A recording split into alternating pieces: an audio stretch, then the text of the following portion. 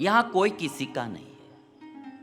जो सगे संबंधी मित्र मंडल इकट्ठे होते हैं, कर्मानुसार होते हैं। पूर्व जन्म का हमारा कर्म अच्छा है तो अच्छे लोग हमको मिलते हैं, सुखी करते हैं। पूर्व जन्म के कर्म बुरे हैं तो बुरे लोग हम सबको मिलते हैं और वो हमको दुखी करते हैं। यहाँ जीव का सगा कोई नहीं है, जीव का संबंधी कोई नहीं है।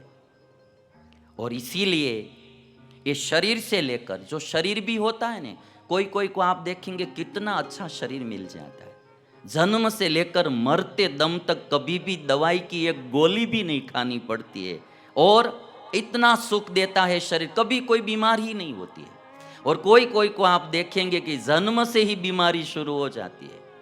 एक तो जन्म ही अस्पताल में होता है सिजेरियन करके, बस बचपन से ही कोई न कोई रोग ही रहता है।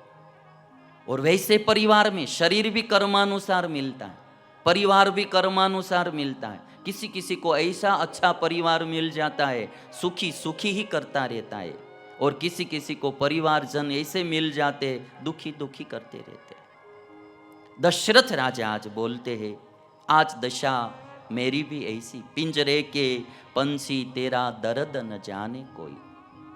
कह न सके तू अपनी कहानी, तेरी भी पंछी क्या जिंदगानी रे। विधि ने तेरी कथा लिखी है, आंसू में कलम डुबोई, तेरा दर्द न जाने कोई। चुप के रोने वाले, रखना छिपा के दिल के छाले। ये पत्थर का देश है पगले, कोई न तेरा होई, तेरा दर्द न जाने कोई। और जब अपने ही विरोध में जाते हैं, दुख देते हैं, और तब आदमी को बहुत एहसास होता है कि इस दुनिया में हमारा कोई नहीं है। मुझे अपनों ने ही लूटा, गैरों में कहाँ दम था। मुझे अपनों ने ही लूटा, गैरों में कहाँ दम था। मेरी कश्ती वहीं डूबी जहां पानी कम था। मेरी कश्ती वहीं डूबी जहां पानी कम था। आज दशरथ राजा की ऐसी स्थिति हुई, कई नहीं, पूरे परिवार को, पूरे परिवार के सुख चैन को, शांति को डुबो दिया है। आज कभी कभार क्या होता है कि हम बुरे कर्म करते हैं न, तो लगता है कि कोई फल तो मिलता नहीं है, चलता है, चलने दो। किंतु फल को पकने में भी समय लगता है। कर्म के फल का नतीजा मिलने में भी जब योग्य भूमिका बनती है तब उसका फल मिलता है, तब तक फल नहीं मिलता है। अभी आप देखेंगे दशरथ राजा को श्राप क्या दिया कि जैसे हमारा प्राण त्याग पुत्र विरह में होगा, वैसे तुम्हारा प्राण त्याग भी पुत्र विरह में होगा। तब तो दशरथ राजा की अभी शादी भी नहीं हुई थी, बहुत वर्षों तक पुत्र भी नहीं थे। जब शादी होगी, पुत्र होंगे, पुत्र का वियोग होगा, बाद में उसको वो श्राप का फल मिलेगा। तब तक वो कर्म ऐसे ही रहता है, जब योग्य समय आता है तब फल मिलता है। कभी कभार कोई आदमी पाप करते हैं तो लगता है कि चलता है, चलने दो, कोई कुछ होता तो नहीं है।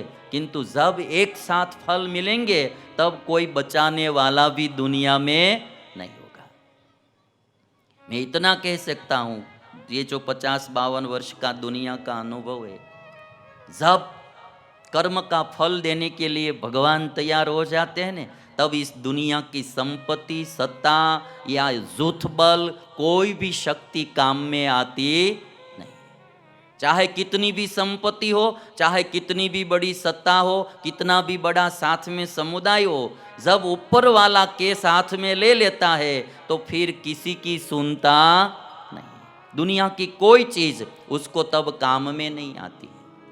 दशरथ राजा ये बात बहुत अच्छी तरह से हम सबको समझाते हैं कि कर्म का फल भगवान के पिता को भी भुगतना पड़ता है, तो हम सबको भुगतना ही पड़ेगा। कर्म करने में ध्यान रखना पड़ेगा। और इसीलिए किसी ने कहा है, आना है तो आ राह में कुछ फेर नहीं है, भगवान के घर देर है अंधेर नहीं है। आना है तो आ राह में कुछ फेर नहीं है, भगवान के घर देर है, अंधेर नहीं है। आना है तो आ राह में कुछ फेर नहीं है, भगवान के घर देर है, अंधेर नहीं है। आना है तो आ राह में कुछ फेर नहीं है, भगवान के घर देर है, अंधेर नहीं है। कहने की जरूरत नहीं, आना ही बहुत है। कहने की जरूरत नहीं, आना ही बहुत है। इस दर पे तेरा सिर झुकाना ही बहुत है। जो कुछ है तेरे दिल में वो सब उसको खबर है, बंदे तेरे हर हाल पे मालिक की नजर है। तेरे दिल में वो सब उसको खबर है, बंदे तेरे हर हाल पे मालिक की नजर है। जो कुछ है तेरे दिल में वो सब उसको खबर है, बंदे तेरे हर हाल पे मालिक की नजर है। तेरे दिल में वो सब उसको खबर है, बंदे तेरे हर हाल पे मालिक की नजर है।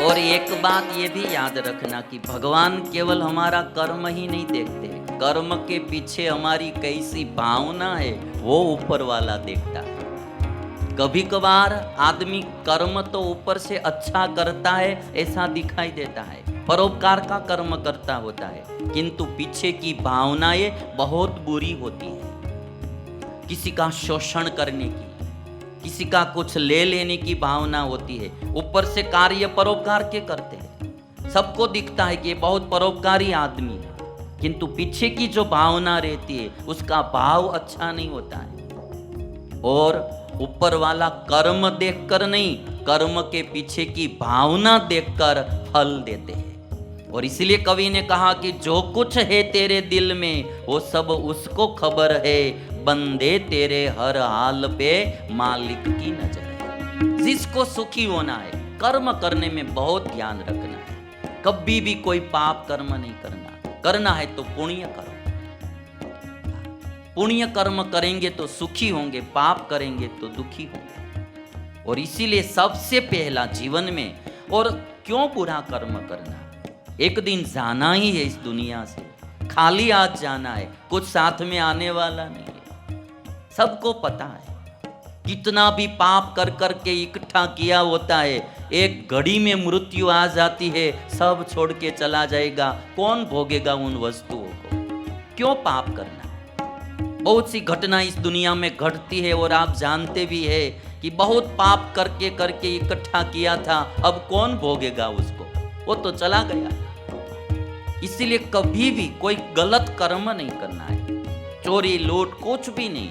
यदि कोई भी आप व्यापार करते हैं तो भी ईमानदारी से करिए, मिलावट नहीं करने का, कोई भी मिलावट नहीं। और मैं इतना पक्का कह सकता हूँ, जो आदमी जीवन में नीति रखेगा उसके साथ ईश्वर रहेगा, ये रहेगा, वो जीवन में सुखी होगा ही होगा। जो कर्म अच्छे करते हैं वो आदमी प्रगति करेगा ही करेगा, सुखी होगा ही होगा। और इसीलिए कभी गलत कर्म नहीं करना।